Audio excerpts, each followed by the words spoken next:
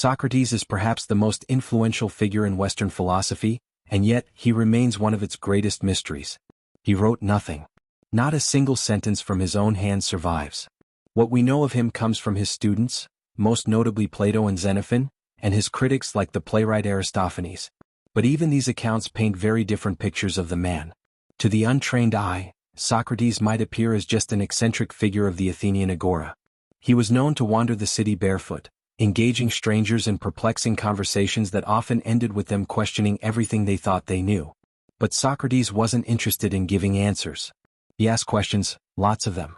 His method of dialectical inquiry, now known as the Socratic Method, is one of his most enduring contributions to intellectual life. The very lack of written works from Socrates adds to his mystique. Unlike other philosophers of his time, he didn't seek to codify or crystallize his ideas in texts. Instead, he lived his philosophy as a daily, lived experience. He believed that wisdom was not in having knowledge but in recognizing one's own ignorance. "I know that I know nothing," he famously said, or at least that's how Plato tells it. Socrates was born around 470 BCE in Athens, during a time of great political and intellectual ferment. He served as a hoplite in the Peloponnesian War and was known for his courage and discipline in battle.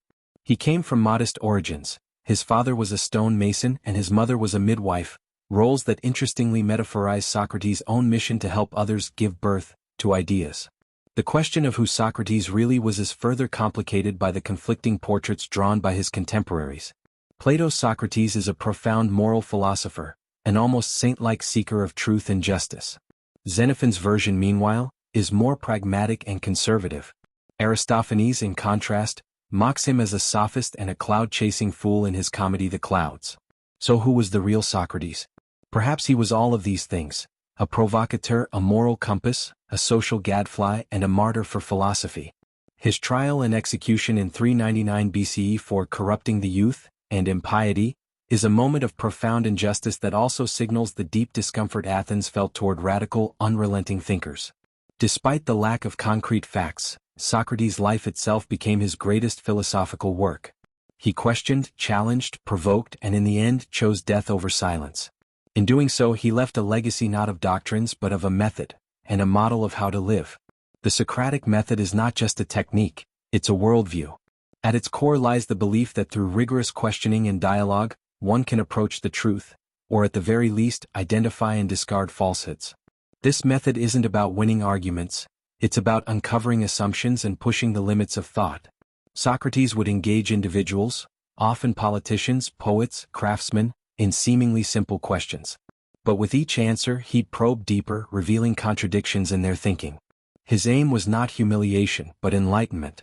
He wanted people to examine their beliefs, because he saw unexamined life as not worth living.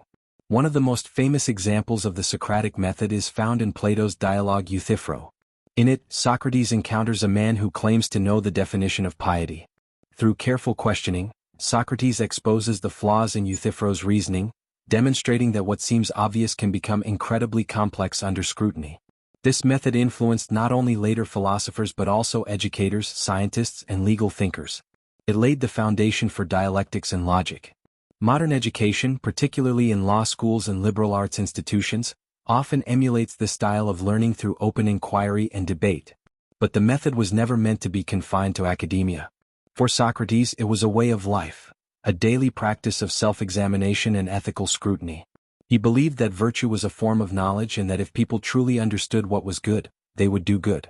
This belief put him at odds with the sophists, who charged for their teaching and often argued that truth was relative. Socrates, by contrast, believed in objective moral truths and refused payment for his dialogues.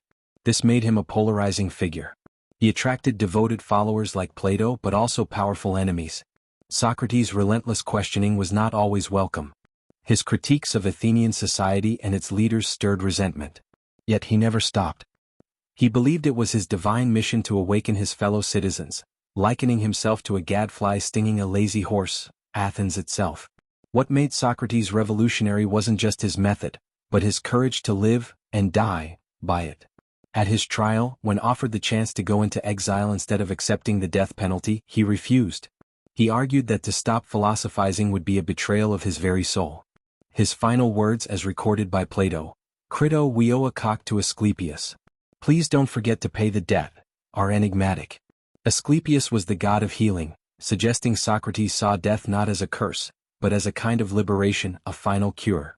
Through the Socratic method, we're reminded that philosophy is not about possessing truth but pursuing it.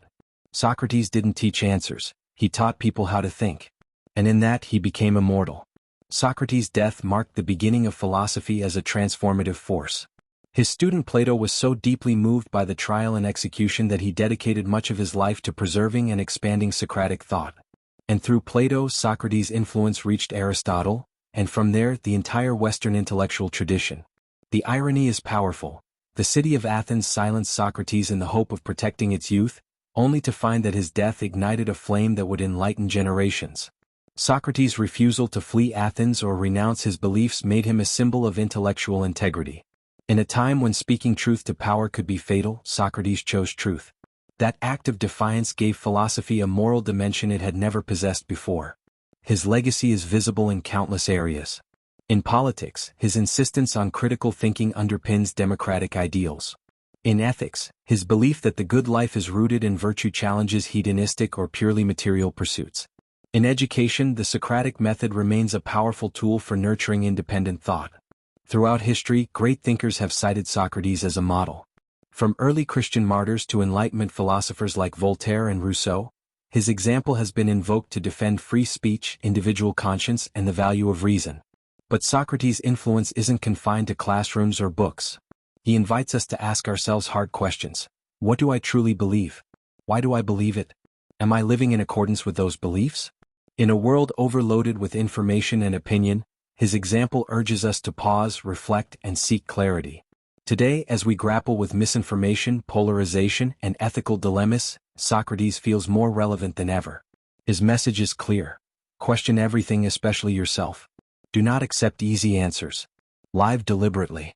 Be accountable not just to society but to your own reasoned conscience.